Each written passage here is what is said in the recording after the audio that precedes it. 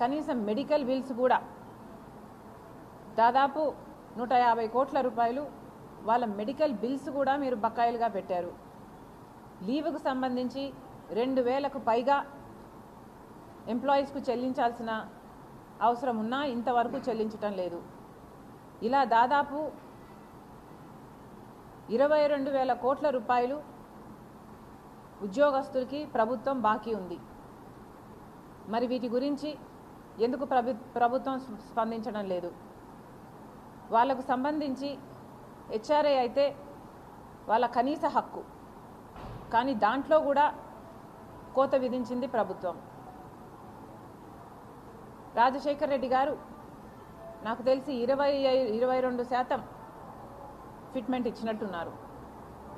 మరి అలాంటప్పుడు ఈ ప్రభుత్వము కనీసం దగ్గరగా కూడా రావడానికి ప్రయత్నించడం లేదు. 11వ పిఆర్సీ ప్రకారము వీళ్ళకి ఇవ్వాల్సిన ఐఆర్లో కూడా కోతలు పెట్టారు. దాంట్లో 4% అనుకుంటా కోతలు పెట్టింది కాక 12వ పిఆర్సీ అమలు చేయాల్సిన ప్రభుత్వము 12వది కాదు కదా, దగ్గరికి కూడా రాలేదు. ఇంకా 11వ దాంట్లోనే ఇరుక్కొని అది కూడా పూర్తి అమలు చేయకుండా దాంట్లో కూడా కోతలు పెట్టారు.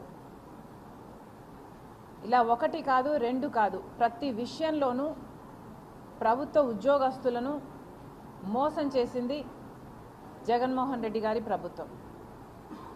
కాబట్టి కాంగ్రెస్ పార్టీ ఎన్నికల వేళ ఉద్యోగస్తులందరికీ భరోసా ఇస్తూ కాంగ్రెస్ పార్టీ మాత్రమే మీ పక్షాన ఉంటుంది, నిలబడుతుంది అని మరోసారి గుర్తు చేస్తూ, రాజశేఖర్ రెడ్డి గారు ఎలాగైతే మీ పక్షాన నిలబడ్డారో కాంగ్రెస్ పార్టీ ఈరోజు మీకు మాటిస్తున్నాం,